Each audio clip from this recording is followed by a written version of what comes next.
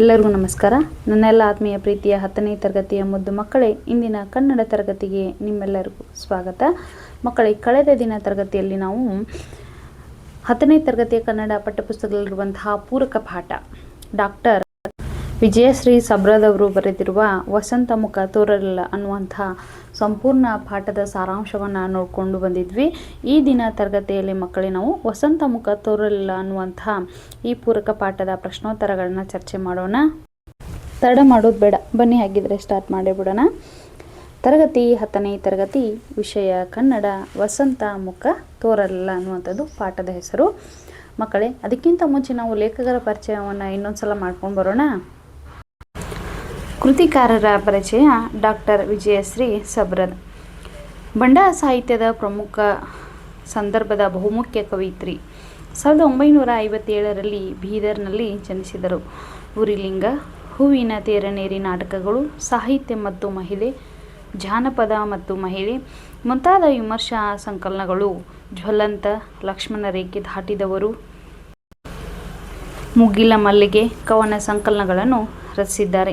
ರತ್ನಮ್ಮ ಹೆಗ್ಗಡೆ ಬಹುಮಾನ, ಮೈಸೂರಿನ ಸಾಹಿತ್ಯ ಶ್ರೀ ಪ್ರಶಸ್ತಿ, ಅತ್ತಿಮಬ್ಬೆ ಪ್ರಶಸ್ತಿ ಮುಂತಾದ ಪ್ರಶಸ್ತಿ ಪುರಸ್ಕಾರಗಳಿಂದ ಪುರಸ್ಕೃತರಾಗಿದ್ದು, ಗುಲ್ಬರ್ಗಾ ವಿವಿ ಮತ್ತು ಮಹಿಳಾ ವಿವಿಗಳಲ್ಲಿ ಕನ್ನಡ ಪ್ರಾಧ್ಯಾಪಕರಾಗಿ, ವಿಭಾಗದ ಮುಖ್ಯಸ್ಥರಾಗಿ, ಸಿಂಡಿಕೇಟ್ ಸದಸ್ಯರಾಗಿ, ಧಾರವಾಡದ ಕಲಾ ನಿಕಾಯದ ಡೀನ್ ಆಗಿ ಕಾರ್ಯನಿರ್ವಹಿಸಿದ್ದಾರೆ. ಪ್ರಸ್ತುತ ಮಹಿಳಾ ವಿವಿ ವಿಸ್ತರಣಾ ಕೇಂದ್ರ ಮಂಡ್ಯ ಇಲ್ಲಿ ವಿಶೇಷ ಅಧಿಕಾರಿಗಳಾಗಿ ಕಾರ್ಯನಿರ್ವಹಿಸುತ್ತಿದ್ದಾರೆ. ಈ ಕವನವನ್ನು ಮುಗಿಲ ಮಲ್ಲಿಗೆ ಕವನ ಸಂಕಲನದಿಂದ ಆರಿಸಿಕೊಳ್ಳಲಾಗಿದೆ. ಅಭ್ಯಾಸವನ್ನು ನೋಡೋಣ. ಈ ಕೆಳಗಿನ ಪ್ರಶ್ನೆಗಳಿಗೆ ಉತ್ತರಿಸಿ. ಮೊದಲನೆಯ ಪ್ರಶ್ನೆ: ಪುಟ್ಟ ಪೋರಿ ಏನು ಮಾಡುತ್ತಿದ್ದಾಳೆ? ಉತ್ತರ: ಪುಟ್ಟ ಪೋರಿ ಮುಸುರೆ ತಿಕ್ಕುತ್ತಿದ್ದಾಳೆ.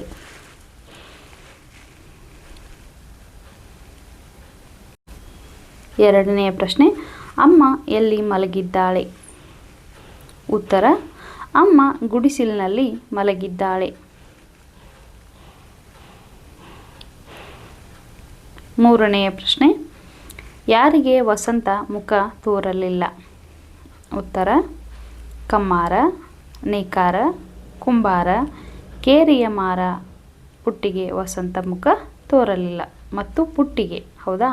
ನೋಡಿ, ಕಮ್ಮಾರ, ನೇಕಾರ, ಕುಂಬಾರ, ಕೇರಿಯ ಮಾರ ಮತ್ತು ಪುಟ್ಟಿಗೆ ವಸಂತ ಮುಖ ತೋರಲಿಲ್ಲ.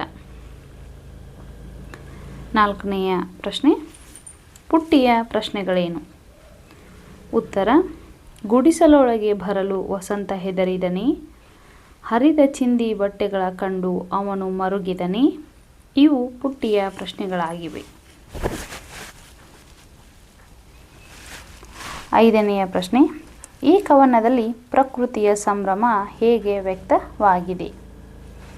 ಉತ್ತರ: ಮಾವಿನ ಮರಗಳು ಮೈತುಂಬಿ ನಿಂತಿವೆ, ಹಕ್ಕಿಗಳು ರೆಕ್ಕೆ ಬಿಚ್ಚಿ ಹಾರಾಡುತ್ತಿವೆ, ಕೋಗಿಲೆಗಳು ಮನದುಂಬಿ ಇಂಪಾಗಿ ಹಾಡುತ್ತಿವೆ, ಕಡಲು ಉಕ್ಕಿ ಹರಿಯುತ್ತಿದೆ, ಮಲ್ಲಿಗೆ ಹೂವು ಮುಗುಳ್ನಗೆ ಬೀರಿದೆ, ಹೊಳೆಯುವ ರಂಗೋಲಿಯಲ್ಲಿ ಬಾಲ ರವಿ ಥಳಥಳಿಸುತ್ತಿದ್ದಾನೆ. ಈ ರೀತಿ ವಸಂತ ಮುಖ ತೋರಲಿಲ್ಲ ಕವನದಲ್ಲಿ ಪ್ರಕೃತಿಯು ಸಂಭ್ರಮ ವ್ಯಕ್ತವಾಗಿದೆ. ನೋಡಿ, ತುಂಬ ಅದ್ಭುತವಾದಂತಹ ಪಾಠ ಅಂತಾನೆ ಹೇಳ್ಬೋದು. ಸದ್ಯದ ಪರಿಸ್ಥಿತಿಯ ಬಡವರ ಭಾವನೆಗಳನ್ನು ಎತ್ತಿ ತೋರಿಸುವಂಥ ಒಂದು ಅದ್ಭುತವಾದಂತಹ ಪೂರಕ ಪಾಠ.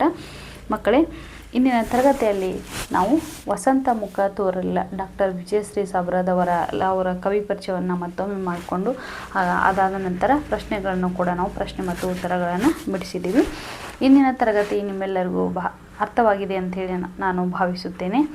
ಅದೇ ರೀತಿಯಾಗಿ ನನ್ನ ಪ್ರತಿಯೊಂದು ತರಗತಿಗಳನ್ನು ನೀವು ವೀಕ್ಷಣೆ ಮಾಡುತ್ತಿದ್ದರೆ ನಿಮ್ಮೆಲ್ಲರಿಗೂ ಧನ್ಯವಾದಗಳನ್ನ ಹೇಳಲಿಕ್ಕೆ ಇಷ್ಟಪಡುತ್ತೇನೆ.